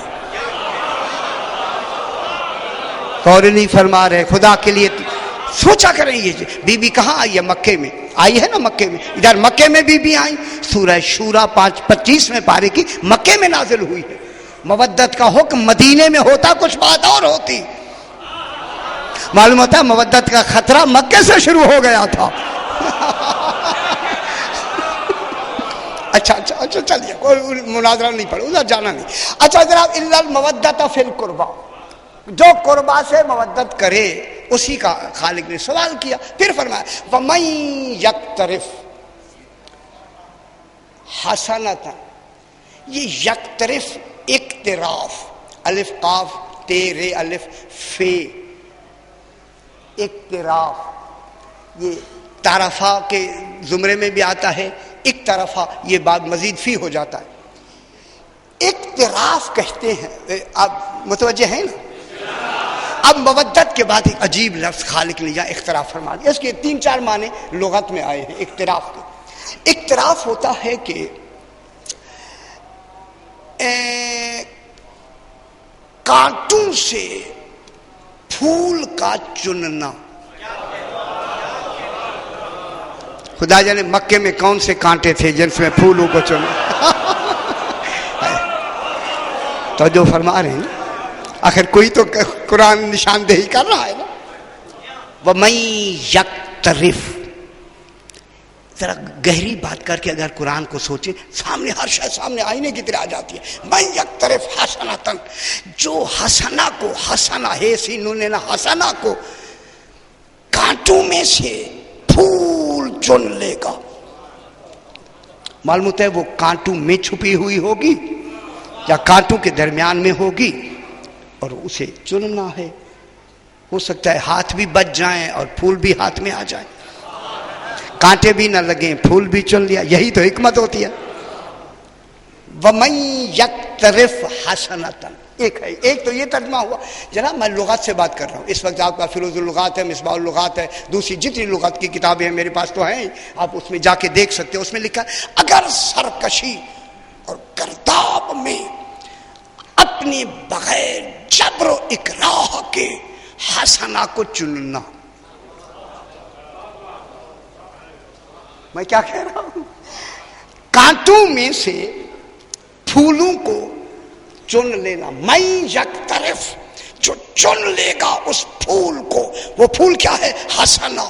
پوچھا گیا مولا وہ حسنہ کیا ہے؟ کل بھی میں نے بیان کیا ربنا آتنا فی الدنیا حسنہ وفی الآخرات حسنہ. اے اللہ حسنہ کیا ہے؟ دیکھیں کتاب ہے ارجح المطالب، ہمارے سنی بھائی نے کتاب لکھی ہے، اتنی بڑی موٹی کتاب ہے. اس نے فرمایا ہے کہ پورے قرآن میں جہاں بھی حسنہ آئی ہے، جہاں بھی لفظ حسنہ آئی ہے، اس سے مراد نیکی نہیں، مراد ولایت علی ابن ابی طالب.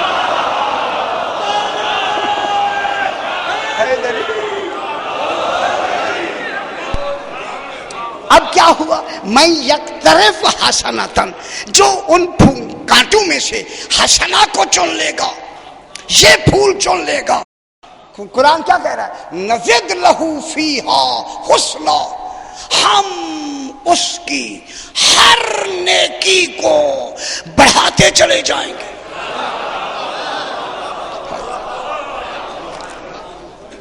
اچھا فرمائیں جناب آپ کتنی بڑھائے گا اللہ؟ وہ نیکی جو بڑھائی جاتی ہے کس کے لیے بڑھائی جاتی ہے؟ اچھا یہ بھی کراچی میں سوالوں کے جواب میں خاموشی ہے، کیا کریں؟ یہ جو نیکی بڑھائی جائے گی کیا ملے گا؟ اجر. اجر کیا ہوتا ہے؟ ثواب. اجر ملے گا نا یار، ثواب ملے گا نا. اب بڑھائے گا کون؟ اللہ. وہ بڑھانے میں یہ نہیں کہہ رہا کہ میں بڑھاؤں گا، نزد لہو، ہم بڑھائیں گے. جو ہماری نیکیوں کو بڑھائے انہیں آل محمد. کون بڑھائیں گے؟ نزد لہو، ہم بڑھائیں گے اس کے لیے. وہ جس نے چنا ہے حسنہ کو، اس کے لیے ہم کیا کریں گے؟ نزد لہو فیہا، اس حسنہ میں، اس نیکی میں کیا کریں گے؟ حسنہ. وہ حسنہ تو پہلے سے ہے، اسے ہم اور حسین بنا دیں گے. سبحان اللہ، کہ کیسی بلاغت ہے خدا کی قسم. قرآن، یہ قرآن کی اپنی بلاغت ہے کہ اس حسنہ کو ہم اور حسین بنا دیں گے. کہ تم نے جو چنا ہے نا، تم نے چنا ہے، ہم ان کو کیا کر دیں گے؟ نیکیوں کو اور حسین بنا کے ثواب کو اور دگنا کر، پتہ نہیں کتنی گنا کر دیں گے. اس لیے کہ ثواب میں شرط ہے کہ ثواب دینے والا عمل کرنے والے کے عمل کے مطابق نہیں دے گا، اپنی شان کے مطابق دے گا.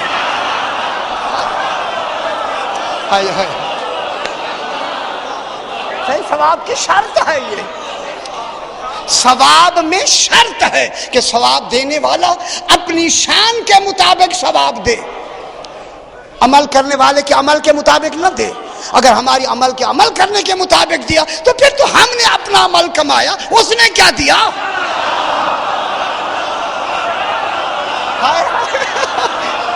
وہ تو ہم نے کیا، وہی دیا نا. خود مہربانی کتنی کی ہے نا، تو کتنی دی جائے گی؟ اللہ اپنی شان کے مطابق ہمیں اس کا ثواب دے گا. جب شان کے مطابق ثواب دے گا تو کیا معلوم ہوا؟ ہمارا عمل ادنا ہوگا، ثواب اعلیٰ ہوگا. خدا کی قسم تصور ہم نہیں کر سکیں گے کہ آل محبت کی مودت میں اتنا اجر بھی مل سکتا ہے.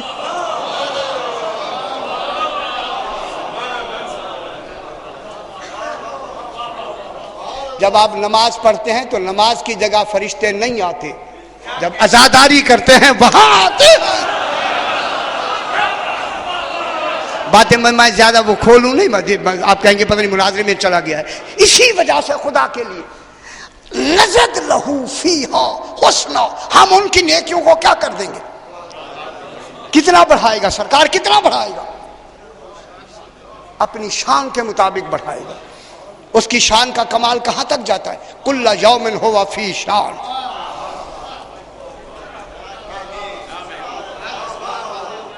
کتنا تصور سے ماورا ہے. اپنی شان کے مطابق، وہ شان کے مطابق کیا دیکھا؟ یہی تو اس کی شان کے مطابق ہے. جنت اس کی ہے، بیچ بہلول رہا ہے.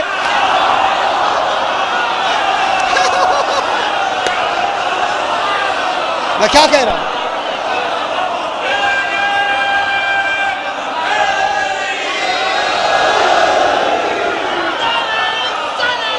اللہم صلی علی محمد وآل محمد.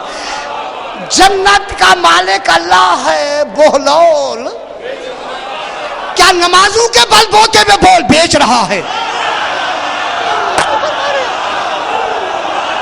شاہ جی حج کے بل بوتے میں بیچ رہا ہے تو مودت کے بل بوتے پر. آپ مودت بڑھا دے، جنت لینا کیا بیچ سکتے ہیں؟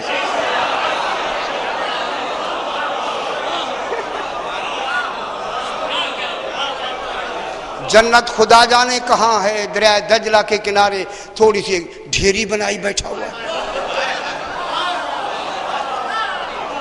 صحیح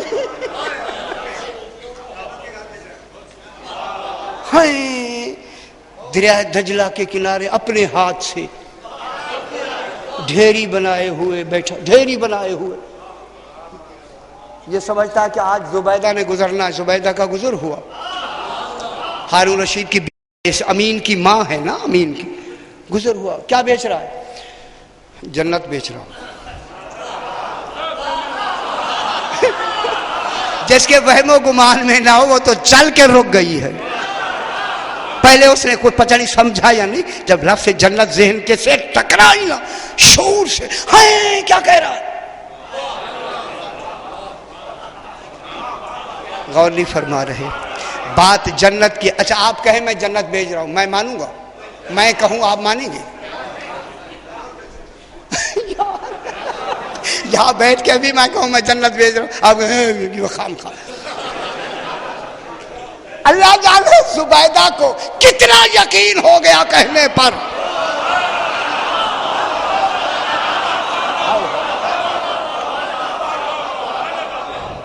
اچھا کتنی قیمت ہے؟ 100 دینار دیتے. 100 دینار اتفاق سے اس کے پاس تھا, لے لیا. لیکن جانے جب لگی کمال ہے, فرمانے لگے کہ بالا کیوں لے کے نہیں جاتی؟ اسی کا وہ کیا ہوتا ہے؟ کہنے لگا تحریر تو لیتی جانا. کہاں بیٹھے ہوئے میں کیا کہہ رہا ہوں؟ جنت کا مالک کون ہے؟ تحریریں کون دے رہا ہے؟ کہ بالا تو لیتی جانا. کہ بالا ہوتا ہے تحریر کو کہتے کہ بالا. ہاں اچھا اچھا دے دے. اس نے تحریر میں کیا لکھنا تھا؟ بالا کیا لکھا ہوگا؟ کیا لکھا ہوگا؟ فرمایا آقا آپ کی مودت کی قسم میں نے جنت بھیج دی. یہی کہ بالا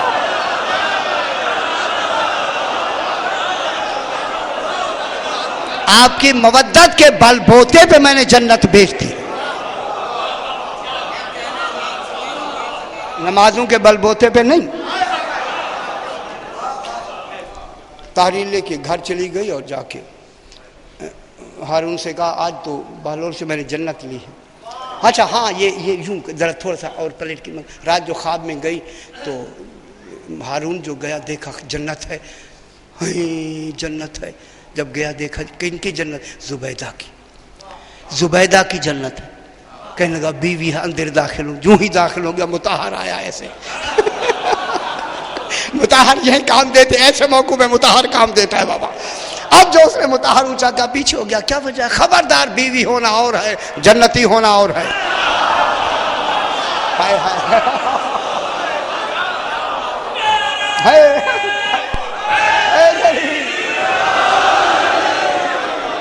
اس نے جنت خریدی ہے. فوراً آیا.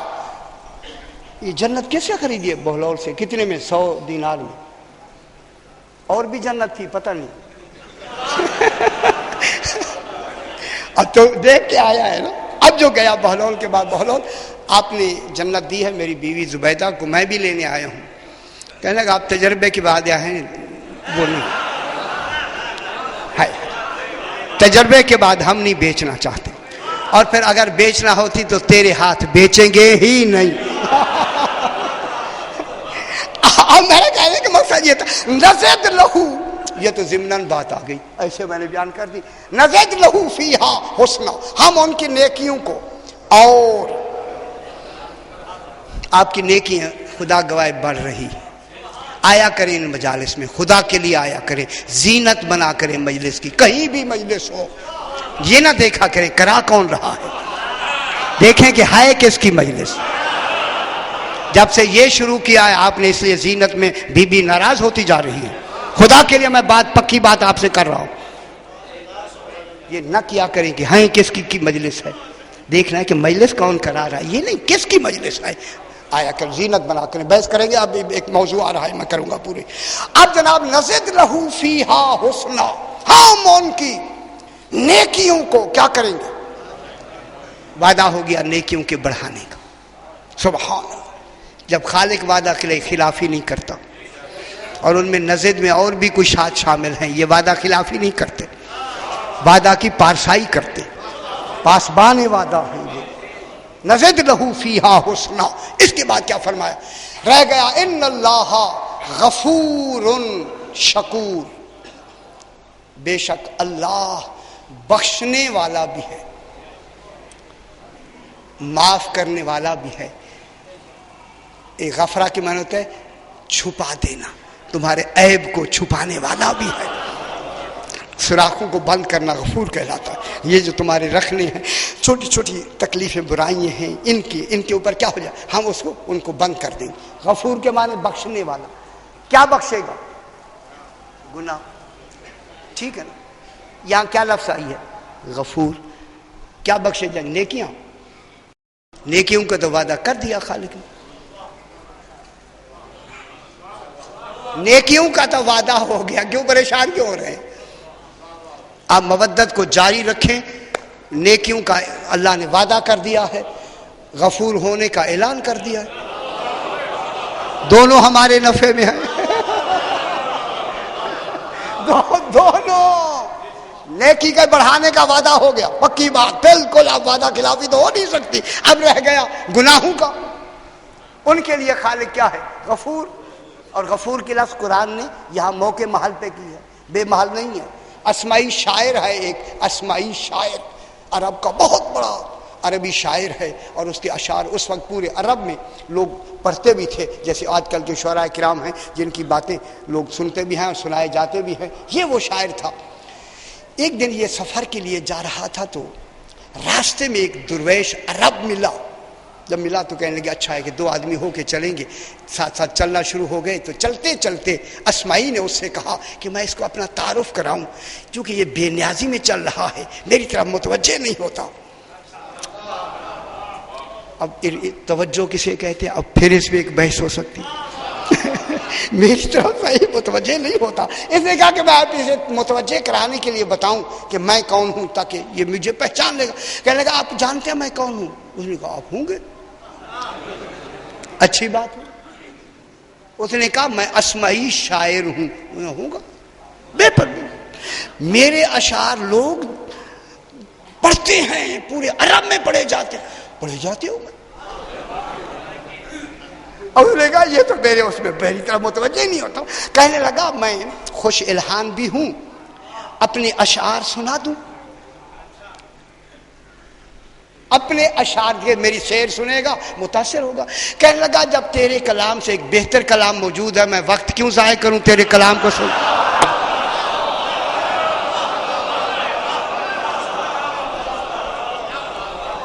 جب تیرے کلام سے خالق کا کلام موجود ہے تو وہ آتا ہے تو سنا۔ کہنے لگا ہاں وہ مجھے آتا ہے۔ کہنے لگا سنا دے، وہ ہم سنیں گے۔ اچھی بات ہوئی، اسے پتا لگ گیا کہ کیسا آدمی ہے۔ کہنے لگا اگر تیرے کلام سے جو بڑا کلام ہے اللہ کا، اگر وہ موجود ہے تو وہ میں سننے کے لیے تیار۔ اس نے کہا میں سناتا ہوں۔ اب اسماعی شاعر چونکہ حافظ تھا، اس نے قرآن پڑھنا شروع کیا۔ جو وہ قرآن پڑھتا جا رہا ہے، یہ چلتے جا رہا ہے اور ہوتا جا رہا ہے، تو وہ کہتا ہے ہاذا کلام اللہ ہے، ہاذا کلام اللہ، ہاذا کلام اللہ۔ جو آیت پڑھتا ہے وہ کہتا ہے ہاذا کلام اللہ۔ جب یہ چھٹے پارے میں آیا اور یہ آیت پڑھی اسماعی شاعر نے، وسارے کو وسارے کا تو فقطعوا ایدیہما جزاء بما کسبا نکالا من اللہ واللہ عزیز حکیم۔ آیت ہے یوں، چور، سارق مانے چور، سمجھ آ رہی ہے؟ سارے کا بعد اچھا ادھر نہیں جاتے پھر پریشان۔ وسارے کو وسارے کا تو چور عورت ہو یا مرد، اگر انہوں نے چوری کی ہے فقطعوا ایدیہما، ان کے ہاتھ کاٹو۔ فقطعوا ایدیہما، ان دونوں کے ہاتھ کاٹو، ٹھیک ہے۔ جزاء بما کسبا نکالا من اللہ، جو انہوں نے جرم کیا ہے اس جرم میں، چوری کے جرم میں ان کے ہاتھوں کو کاٹو۔ جزاء بما کسبا نکالا من اللہ واللہ عزیز حکیم، اللہ غالب بھی ہے، عزیز بھی ہے، حکیم بھی ہے۔ یہ آیت تھی۔ اب جب اس نے یہ آیت پڑھی، جب یہ پہنچا نا آخری اس پر نکالم بما کسبا نکالم من اللہ کہہ کے اس نے کہا واللہ غفور الرحیم۔ اسماعی شاعر کے منہ سے نکل گیا عزیز الحکیم کی جگہ سے واللہ غفور الرحیم، اسے فوراً کہا یہ بشر کا کلام ہے، اللہ کا نہیں ہے۔ غور نہیں فرما رہے، صحیح؟ اس نے کہا یہ بشر کا کلام ہے، اللہ کا نہیں ہے۔ اسماعی شاعر کہنے لگا ہاں میں بھول گیا ہوں، غفور الرحیم نہیں ہے، عزیز الحکیم ہے۔ ہاں کہتا ہے یہ اللہ کا کلام ہے۔ اللہ اکبر، ہاں کہنے لگا یہ اللہ کا عزیز الحکیم اللہ کا کلام ہے، غفور الرحیم اللہ کا کلام نہیں ہے۔ اسماعی کہتا ہے غفور بھی تو اسی کا نام ہے، رحیم بھی اسی کا نام ہے۔ کہنے لگا تو کون سا حافظ ہے؟ اس درویش نے کہا تجھے خبر نہیں کہ پیچھے اللہ کیا کہہ رہا ہے؟ ان کے ہاتھ کاٹ دو۔ ہاتھ کاٹنا غضب ہے، غضب کے بعد غفور کہے عادل کہاں ہے؟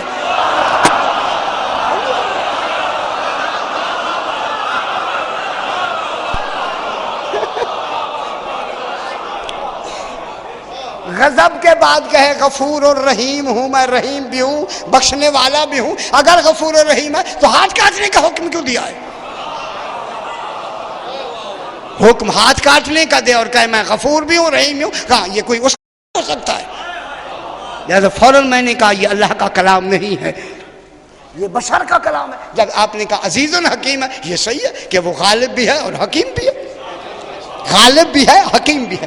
اب جو یہاں اللہ نے نزد لہو فیہا حسنا، ہم ان کی نیکیوں کو بڑھا دیں گے۔ اب جو یہاں کہا ان اللہ غفور، تو پھر غفور کس کے لیے ہوگا؟ کس کی وجہ سے بخشا جائے گا؟ نمازوں کی وجہ سے بخشش نہیں ہوگی، نمازوں پہ ثواب ملتا ہے، مودت پہ مغفرت ہوتی ہے۔ غور نہیں فرما رہے؟ مودت پہ کیا ہوتی ہے؟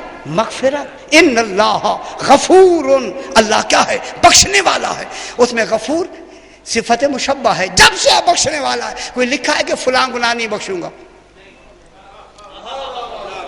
ذرا دکھا دیں مجھے، آپ میرے بزرگ تشریف فرما، کوئی ایک طرف ہو کہ یہ بخشوں گا یہ نہیں بخشوں گا۔ پھر مودت میں کتنی مہربانی ہو گئی، اللہ اکبر، کتنی مہربانی ہے خالق کی۔ گناہ گار تو ہم ہیں، بچنا ضروری ہے بابا، یہ نہیں ہے کہ آپ کہیں مودت ہو گئی اب گناہ تو بخشے جائیں گے۔ اب اگر یہ ارادہ کر کے گئے پھر تو نہیں بخشے جائیں گے۔ میں کیا کہہ رہا ہوں؟ اگر آپ مجھ سے بحث کرتے ہیں تو پھر بحث بھی میں کر سکتا ہوں۔ خدا کے لیے مودت کرتے رہیں، اگر بے کسی غلطی کی وجہ سے کوئی گناہ سرزد ہو بھی جاتا ہے تو ان کو کیا کر دیا جائے؟ ایک تو بخشش ہو جائے گی۔ اب دوسری آپ کے لیے میں بہت بڑی بات کہہ کے آگے بڑھوں، اسی وجہ سے ایک تو اللہ نے کہا گناہ بخش دیے جائیں گے، اور دوسری کیا ہوگی؟ شفاعت۔ شفاعت عقیدے میں نہیں ہوگی، عمل میں ہوگی۔ ایک گناہ بھی بخش دیے جائیں گے اور دوسرا شفاعت۔ شاہ جی شفاعت بھی ہو جائے، شفاعت بھی ہوگی، گناہ بھی بخش دیے جائیں گے۔ اب اس کے بعد کیا کہا؟ واللہ غفور شکور۔ اگر آپ کے پاس لغت ہے تو جا کے دیکھیں شکور کے لفظ کو۔ آج ہی میں پتہ نہیں کتنی لغتیں میرے سامنے موجود ہیں، اگر آپ کے پاس ہے خدا کے لیے جا کر دیکھیں شکور کے کیا معنی ہے۔ یہ جو ہم نے قدردانی کی لفظ کی ہے، یہ قدردانی فارسی ہے، اردو کا ترجمہ ہمیں دکھائے۔ شاہ جی جا کے آگے دیکھیں۔ میں تو کیا کہہ رہا ہوں، میں دیکھ کے آیا ہوں اسی لیے میں کہتا ہوں شکر گزار قدردان ہے، بے شک ہے، مانتے ہیں قدردان ہے، ٹھیک ہے۔ شکر گزاری کے کیا معنی ہے؟ شکور کسے کہتے ہیں؟ شکور کے معنی ہے بہت شکر گزار۔ معلوم ہوتا ہے جب خالق بہت شکر گزار ہو تو وہ کس پہ شکر گزار ہوتا ہے؟ ہماری نمازوں میں شکر گزار نہیں ہے۔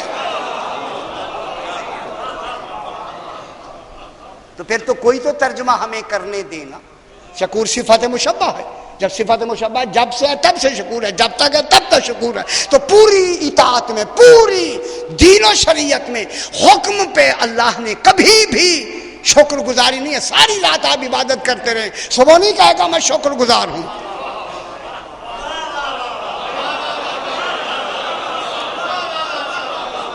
اب باریکیاں ملاحظہ فرمائیں یار، میں خدا کے لیے میں نماز کے بارے میں یہ نہیں میں کہہ رہا کہ نماز اپنی جگہ واجب ہے، پڑھنا واجب ہے، نہ چھوڑیں خدا کے لیے نماز کو، لیکن نماز تب قبول ہے اگر مودت ہے۔ اس لیے میں زور دے رہا ہوں مودت کو، یہ سوال ہی بن کے مانگی گئی ہے، کل بحث کریں گے اس بار پھر الگ سے۔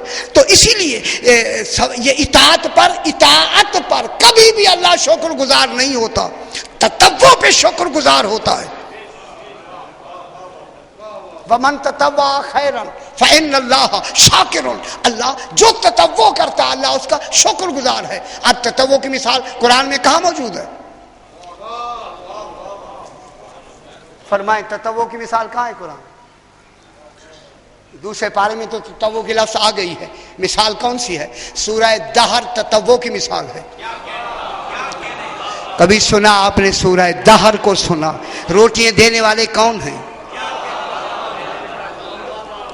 کوئی تو روزے دار ہیں جنہوں نے روٹیاں دی ہیں، کوئی تو پیسنے والی ہے جس نے اس آٹے کو پیسا، پہلے چکی پیسی، پھر 5 روٹیاں بنائیں، بالکل افطاری کا وقت آیا، آواز ہے انا مسکین مسکینوں و یتیموں و اسیر، میں کون ہوں مسکین؟ جناب علی نے اپنی روٹی اٹھائی، علی علیہ السلام کی روٹی ایک آدمی پر کاٹ رہا ہے، ایک آدمی کے لیے ایک روٹی کافی ہے، کافی ہے یا نہیں؟ جناب سیدہ نے کہا میری بھی لے لو، جناب حسنین نے کہا میری بھی لے لو، قربان ہو جاؤں جناب فضا معصومہ نہیں ہے لیکن کہا میری بھی لے لو، روٹیاں چلی گئی، اب پانی سے افطار ہو گیا، اب پھر بی بی نے چکی پیسی، آٹا دانے رکھے ہوئے ہیں، پوچھا گیا بی بی دانے جب رکھے ہیں تو جلدی جلدی پیس کے پکا لیتے، فرمایا نہیں، جب تک کہ پہلے اون نہیں کاتی جائے گی، اون کاٹتی تھی نا، اون یہ ہے نا ذہن میں نا بابا، اون آئے گی کاٹ کے، جتنی اون کاٹی ہے اتنی کے دانے الگ کیے، اب اس کو پیسا، پھر روٹیاں پکائیں، پھر کھانے کا وقت ہے، آواز ہے انا یتیم، وہ ساری دے دی، پھر بی بی نے اون کاٹی، پھر چکی پیسی، پھر روٹیاں پکائیں، پھر کیا آیا؟ پھر اسیر آ گیا، روٹیاں دے دی،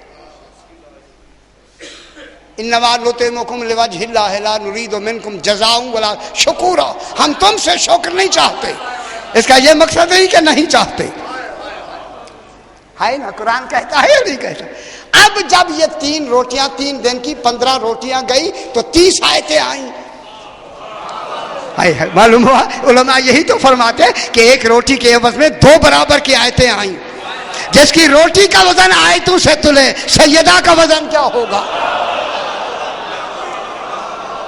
اللہ اکبر، اب اللہ نے اللہم صلی علی محمد وعلی محمد، اب اللہ نے ان سے کہا ان ھذا کان لکم جزاء، اے آل محمد، یہ جو تم نے 3 دن میں یہ تطوع کیا ہے، حکم نہیں تھا ایسے روٹیاں دینے کا، آل محمد نے اس کی خوشنودی کے لیے تطوع کیا ہے، ان ھذا کان لکم جزاء، یہ ہم نے تمہیں جزا دی ہے، جزاء پر کئی مرتبہ بیان کیا، ایک دو جو زبریں ہیں یہ تنوین تقلیل کی ہے، قلت کی ہے، یہ پوری جزا نہیں ہے،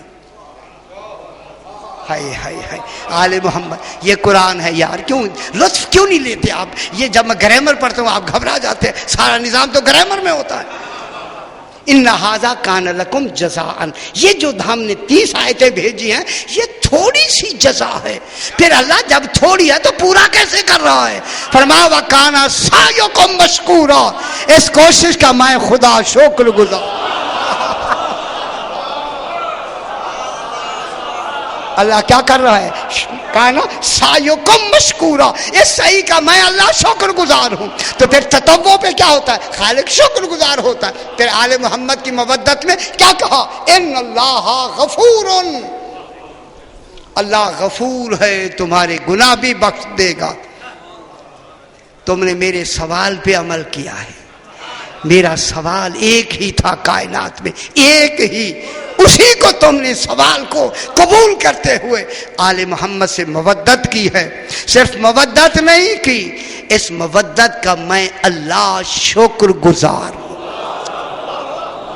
خالق شکریہ ادا فرما رہا ہے، پروردگار بدفعل محمد و آل محمد، یہ جو اہتمام ہوا ہے اپنی بارگاہ میں منظور و مقبول فرما، جو حضرات جو تمنائیں لے کے حاضر ہوتے انہوں نے فیض المرام فرما، ہمارے صغیرہ گناہوں کو بخش دے، کبیرہ گناہوں کو بخش دے، ہمیں اعمال صالحہ کی توفیق عطا فرما، جو حضرات بیمار ہیں انہیں شفائے کاملہ عاجلہ عطا فرما، جن بچوں کے ہم سے کفر نہیں مل رہے انہیں کفر عطا فرما، اپنے اپنے مرحومین کے لیے، شہداء و مومنین کے لیے، بانیان کے مرحومین کے لیے سورہ فاتحہ، بسم اللہ الرحمن الرحیم، الرحمن الرحیم،